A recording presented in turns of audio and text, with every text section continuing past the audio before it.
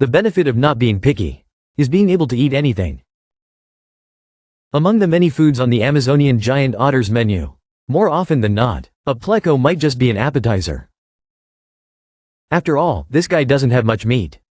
However, as a breakfast, this nearly 1 meter long catfish is the main course. And such a delicacy is undoubtedly luxurious.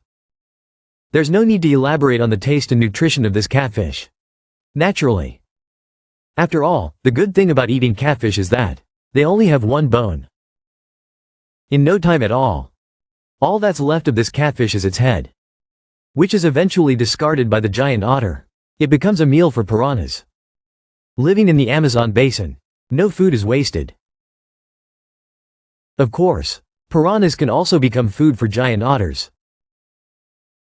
As the river with the largest water flow in the world, the Amazon has an astonishing amount of water. Even the Nile, the second largest river, along with the Mississippi and the Yangtze, are several times smaller. Moreover, the Amazon River has thousands of tributaries. It flows through 9 countries, and its basin area occupies 1/3 of the entire South American continent. It also forms the largest rainforest in the world, nourishing and nurturing countless wild animals. Among them, there are even places where humans have never set foot.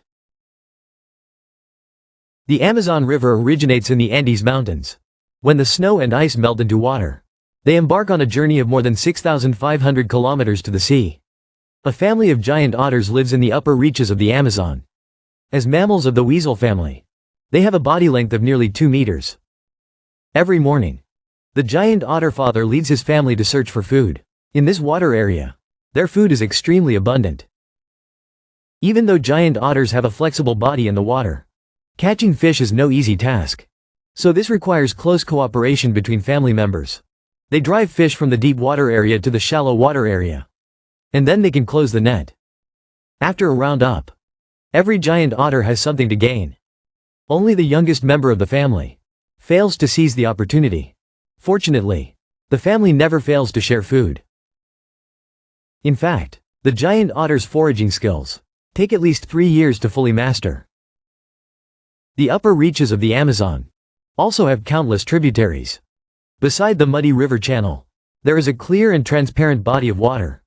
This crystal clear pool of water is like flowing crystal, spotless. This peculiar sight is caused by the spring water surging from underground. After being filtered by the sand and gravel under the riverbed, this spring water is exceptionally pure. Such a clear and limpid body of water is also a breeding ground for some fish. A cichlid couple is guarding their young here. The biggest advantage of raising offspring here is that they can clearly see every move of their natural enemies. Moreover, the water is so pure that predatory fish are reluctant to enter it. Just 100 meters away by the main river channel, many ferocious fish are lurking. But they don't dare to swim into the clear water. Perhaps they are already used to hiding themselves, or are worried about being exposed and becoming the target of other large fish. But there are exceptions.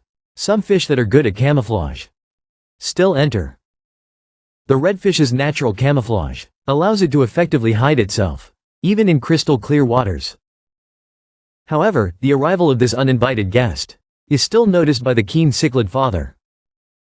Protecting his offspring as they grow up is his responsibility. He drives the intruder away, eliminating potential threats to his wife and children. Faced with the harassment from the cichlid father, the fish eventually leaves. This responsible father will continue to escort his children until they are able to cope with the various dangers of the main river channel. Among the tributaries of the Amazon, there is a boiling river. This is also the largest thermal river on Earth. With a water temperature close to 100 degrees Celsius, any fish that swims here will be boiled alive. This river is heated by geothermal magma close to the surface. Although this river is devoid of life, it is the sacred river of the Ashaninka people. They often worship this river. It is said that this river can cure diseases. It's hard to say for sure whether this thermal river really has such magical power, but in the minds of the Ashaninka people, this river is sacred.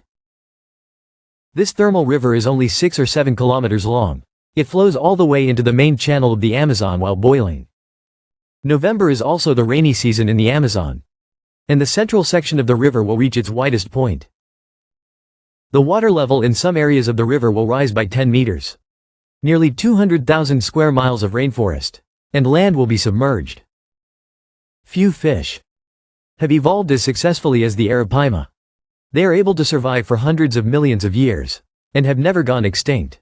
This is all thanks to their unique body structure. Most importantly, the rainy and dry seasons do not have a major impact on the Arapaima. Many animals eat frantically during the rainy season when food is abundant, storing up fat for the dry season. At this time of year, the Amazon River dolphin starts to enter the rainforest to forage. They are also the largest freshwater dolphins on the planet. During the rainy season, large numbers of fish enter the rainforest and begin playing hide and seek with the hunters. Like oceanic dolphins, Amazon River dolphins have a large, melon-shaped head. This allows them to use their sonar to scan the complex underwater environment. However, even equipped with a sonar system, this is not enough. In fact, on the river dolphin's long beak, there are sparse hairs. These tiny hairs can sense subtle changes in the water flow, allowing them to pinpoint prey more accurately. No matter where these fish hide, they can be easily found. The rainy season can be difficult for animals that rely on fishing, but for some creatures, it is a season of abundant food. About 80%. The Amazonian manatee's food source is water hyacinth on the surface. It is estimated that an adult manatee consumes over 10 kilograms of food each day.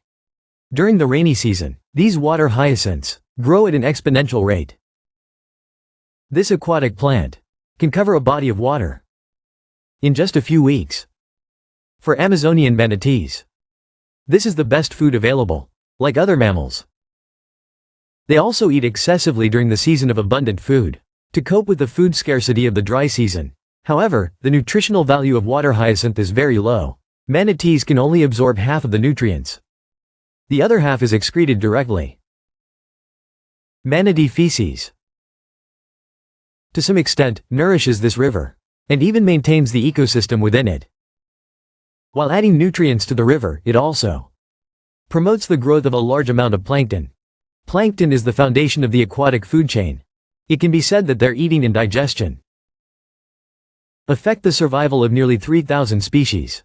But these days of abundant food do not last very long. With the arrival of the dry season, aquatic animals in the Amazon begin to enter the most difficult period. As the river channel shrinks, food for the Amazonian manatee becomes exceptionally scarce. During the dry season, they have almost nothing to eat. The once flourishing water hyacinth has also disappeared. They have stored some fat during the rainy season, which can help them through the lean dry season. It is hard to imagine that manatee calving also occurs during the dry season, making life extremely difficult during this time. Not only is there no food, but they also have to nurture their young. They have to rely on the meager layer of fat in their bodies. In fact, although manatees look fat and bloated, they do not actually have much fat. By September, it is the end of the dry season in the Amazon. In the narrow waters, quite a few fish are still struggling to hold on. At this time, the oxygen content in the water is already very low. Many fish have already died from oxygen deprivation along the banks. This is a time of feasting for scavengers and predators. The black vulture is at its fullest only during this period of the year. While many fish die from lack of oxygen, the Arapaima live well. Like lungfish, they can breathe air directly to provide themselves with oxygen. At this time of year, giant otters have the easiest time fishing. Fish trapped in shallow water become readily available food for them. With the drastic reduction of living space, giant otters and caimans begin to clash frequently.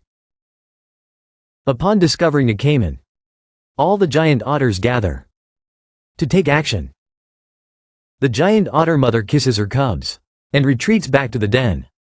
Giant otter families are not afraid of these caimans.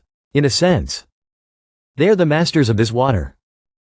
Under the siege of the giant otter family, the caiman eventually leaves. The dry season doesn't last long. In November, rain returns to the Amazon. The river becomes full once more. The arapaima also spawn their offspring. Like cichlids, arapaima also exhibit parental care. Newborn fry will rise to the surface together to breathe. Just like their parents. This is a survival skill they must master.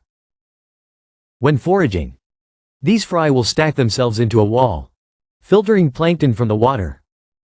As these fry grow larger, plankton will not be enough to satisfy their growing stomachs. At this point, they need larger prey, such as small fish and shrimp that live around the aquatic plants. These young arapaima will travel in schools through the dense aquatic plants, freely preying on smaller creatures. The arapaima parents remain nearby, guarding them. The Amazon is unique because of these creatures. From the Andes to the Atlantic, although it is just a journey of freshwater flowing to the sea, it has created a vast world and an extraordinary ecosystem. The secrets of the deepest parts of the Amazon remain to be explored.